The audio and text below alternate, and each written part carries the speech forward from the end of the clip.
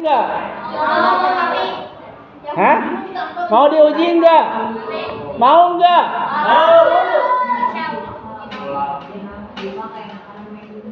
Ingat ya, kita tidak bisa menolak ujian tersebut. Kita tidak bisa menolak ujian tersebut. Contoh, ketika kalian dulu ingin lulus dari TK, ada ujian juga di TK. Ada ujian juga di TK. Hah? Kalian cuma yang sekolah TK di sini berapa orang? TK. Ada ujian nggak? Oke. Naik level dari TK masuk ke SD ataupun ke MI. Kalian semua kan lulusan SD nih? Lulusan SD ya? Oke, ketika kalian ingin masuk ke SMP, ada ujian nggak di SD? Ujiannya berapa kali? Ada ujian nasional nggak? Ada ujian sekolah nggak? Ada ujian praktek nggak? Tolong masukkan resapi ini oleh diri kita. Jadi itu adalah bagian kecil dari Allah Subhanahu wa taala, padahal yang membuatnya itu manusia. Jadi ketika kalian ingin keluar dari SD tersebut dan kalian ingin masuk ke ranah SMP, maka kalian Bapak sendiri merasakan seperti itu. Kita itu harus diuji. Betul? Begitu pula dalam kehidupan nih. Ya. Samalah kalian dari SD ke SMP, dari SMP ke SMA, dari SMA ke perguruan tinggi, di perguruan tinggi dari S1 ke S2, dari S2 ke S3, dari S3 sampai praktek lapangan. Ya, Bapak dulu ketika S1 itu diuji oleh 3 doktor. Jadi Bapak presentasi 1 orang di depan, nah dokter itu 3 bangku di belakang dan yang lainnya itu penonton. Jadi ketika mau presentasi munakosa, mempertanggungjawabkan hasil skripsi, itu kita diuji kembali. Apa yang kita buat, apa yang kita aplikasikan dalam sebuah skripsi, itu diuji oleh 3 dokter dosen. Ya, nanti juga kalian akan mengalami seperti itu. Ketika kalian nanti kuliah, ada yang mau kuliah di sini? Mau kuliah semuanya mau? Izin Allah. Insya Allah Bapak doakan kalian bisa kuliah semuanya. Izin Allah ya, semua izin Allah. Kalian berjuang sekuat tenaga, berdoa sekuat tenaga. Kalau bisa kuliahnya nanti mandiri. Ya, mandiri itu tidak semua beban dari orang tua, semua biaya dari orang tua. Kalau bisa kalian bisnis, usaha ataupun mendapatkan beasiswa. Beasiswanya apa aja? Yang penting bermanfaat, baik dari pemerintah ataupun dari bank, dari misalkan Jarum Super. Banyak sekali beasiswa. Kalian aktif di universitas. Ya, kita ketika ingin berhasil itu harus menerima ujian. Supaya apa? Manusia diuji supaya manusia itu yang pertama bisa mengambil hikmah. Hikmah dari segala problematika kehidupan. Hikmah dari segala apa yang akan Allah tingkatkan kepada diri kita. Ya, baik dalam pendidikan, baik dalam kesabaran, baik dalam bisnis, baik dalam usaha, baik dalam keguruan, baik dalam TNI Polri, itu diuji. Kalian mau masuk TNI, itu diuji. Makanya harus benar pramukanya. Ya. Kalian mau masuk polisi, itu diuji. Insya Allah ketika kalian misalkan sekarang semangat ikuti aturan sekolah, semangat dalam pramuka, semangat dalam belajar, insya Allah suatu saat nanti kalian akan sukses atau berhasil, atau bahasa Arabnya najah atau jannah. Jadi kata jannatun itu bukan hanya surga, tapi kata jannatun itu adalah keberhasilan. Makanya surga itu adalah orang-orang yang berhasil beribadah di alam dunia. Nah, seperti itu. Yakin ya Bapak sekali mengalami itu ujian yang berat, tantangan yang berat, problematika yang berat, rintangan yang berat, tapi izin Allah, insya Allah ketika kita bisa melangkahi ujian itu, maka Allah Subhanahu wa Ta'ala itu sangat sayang kepada diri kita. Kita semata-mata derajatnya itu ditingkatkan oleh Allah Subhanahu wa Ta'ala, baik dalam mencari ilmunya, baik dalam bisnisnya, baik dalam berjualannya, baik dalam TNI-nya, Polri-nya dan lain sebagainya. Insya Allah kalian akan melewati beberapa tahapan-tahapan, cobaan, rintangan yang belum kalian alami, tapi Bapak sudah mengalaminya. Ya, seperti tantangan kalian ujian MTS nanti, seperti tantangan kalian ujian di SMA, seperti kalian nanti ujian di perguruan tinggi dan lain sebagainya. Kalian akan mengalami itu dan Bapak doakan kalian semuanya pasti dan yakin berhasil. Siap berhasil? Siap? Siap menjadi orang sukses? Siap menjadi orang berhasil? Yakin ya? Yakin? Iya, perjuangannya tidak sebentar. Perjuangannya memerlukan tahun demi tahun. Bapak ingin S1, ingin S2 itu kurang lebih 20 tahun. Ya. Coba kalian hitung, SD berapa tahun? SMP berapa tahun? Jadi berapa? SMA berapa tahun? 3. Jadi berapa tahun? Perguruan tinggi berapa tahun? S1 4 tahun. Kalau itu lancar 4 tahun. 12 yang 4 berapa? 16 tahun. S2 berapa tahun? 2 tahun. Bapak beres. Alhamdulillah 18 tahun. S3 berapa tahun? 1 tahun setengah S3 itu. Tapi penelitiannya 1 tahun setengah lagi jadi 3 tahun. 18 tambah 3 tahun berapa? 21 tahun. Kita harus mencari ilmu di bidang umum itu 21 tahun. Nah, mohon doanya. Kalau ada izin Allah, Bapak ingin S3. Iya, masih ingin S3. Kalau ada izin Allah, Bapak ingin berjuang selalu dalam usaha, dalam dakwah, dalam tabligh, ya, dalam bisnis, dalam ternak, dalam tani. Mohon doanya dari kalian, semoga Bapak dari kalian menjadi orang yang berhasil. Siap? Bapak katakan siap? Siap. Amin. Al-Fatihah.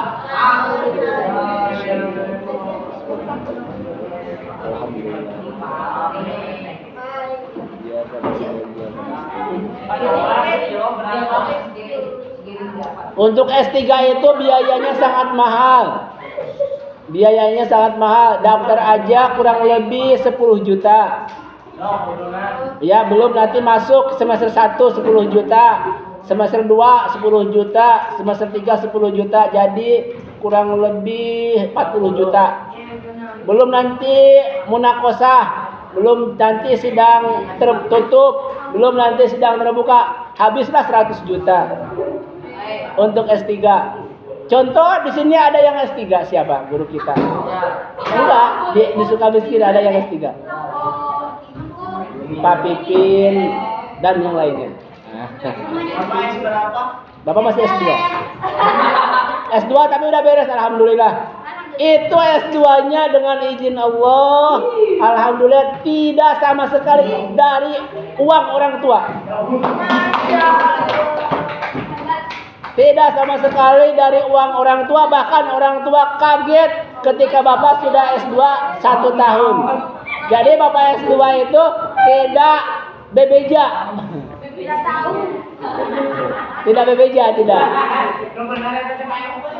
S2-nya tidak sepengetahuan orang tua. Bapak kuliahnya di UIN Sunan Gunung Jati. UIN Sunan Gunung Jati Bandung. Yang dimana menurut pemerintah UIN Bandung itu salah satu kampus terbaik pertama se-UIN Indonesia. UIN Indonesia itu untuk update kali ini kurang lebih ada 70 kampus di Indonesia.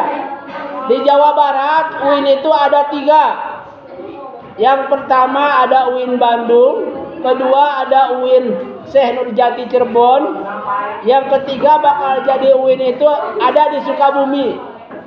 Ada di Sukabumi. Ada 3. Nanti kalau ke Sukabumi main ke Bapak ada. Bapak punya kebun durian, Bapak punya kebun manggis, punya kebun rambutan, punya kebun sawah, alhamdulillah. Kalau manggis itu ada di 30 pohon. Kalau rambutan ada di 5-10 pohon lah. Alhamdulillah. Jadi kalau kalian nanti main ke Sukabumi, karena ke Sukabumi sudah bisa lewat tol. Dari Bandung ke Jakarta, dari Jakarta ke Bogor, dari Bogor ada Bocimi, Bogor, Ciawi, Sukabumi. Iya. Nanti 2027 dari Padalarang ke Cianjur, dari Cianjur bisa langsung ke Sukabumi. Ya, Bapak ajak kalian nanti ke kebun Bapak di sana. Iya. Izin Allah Bapak enggak bohong, izin Allah Bapak yang nanam sendiri. Karena di sana ada ternaknya, ada kebunnya, ada sawahnya. Ya, mohon doanya dari kalian, semoga kebun pertaniannya dilancarkan. Ya, soalnya kalau yang manggis itu ada keturunan dari nenek moyang. Jadi pohonnya udah lebih dari ini. Jadi ketika dulu Bapak selagi kecil SD sudah ngambil pohon manggis itu, dan sekarang masih ada manggisnya, tidak akan di pohon. Sudah berbuah. Setiap tahun itu pasti berbuah. Setiap tahun berbuah. Jadi ada 20 pohon. Insya Allah pernah bawa ke sini ke guru-guru dibagiin. Manggis, terus juga salak ada. Betul. Ya, sawo ada. Sawo gimana? Sawo yang dalamnya coklat. Iya. Cuma seperti ini besarnya, nggak terlalu besar, paling seperti ini. Iya. Bapak alhamdulillah nya sawo mah di atas 10 pohon lah. Alhamdulillah. Dan itu dulu Bapak sendiri dengan bapak-bapak. Bapak dengan Bapak nanam. Bapaknya Bapak nanam dulu. Nanam. Ya, insya Allah kita bagian orang-orang sukses. Kita bagian orang-orang yang dimuliakan oleh Allah. Kenapa kita dimuliakan? Karena di dalam sebuah keterangan dijelaskan, Bismillahirrahmanirrahim, kuntum khaira ummati ukhrijat linnas ta'muruna bil ma'ruf wa tanhauna 'anil munkar. Yang artinya dari dawuh pangresa guru kita kalian semuanya adalah sebaik-baiknya umat, sebaik-baiknya manusia, ya, sebaik-baiknya hewan. Ya, kenapa dikatakan sebaik-baiknya? Karena kita berbeda dengan hewan-hewan yang lain. Berbeda dengan makhluk-makhluk lain. Coba kalian berpikir, apa bedanya kita dengan monyet? Ada bedanya enggak? Ada persamaannya enggak? Ada. Ya. Kelebihannya ada enggak kita? Di antara monyet itu ada enggak? Ada. Bedanya kita dengan monyet itu hewan. Kita itu manusia. Samanya apa? Kita itu sama-sama makhluk Allah. Monyet makhluk Allah, kita juga makhluk Allah. Kelebihannya apa?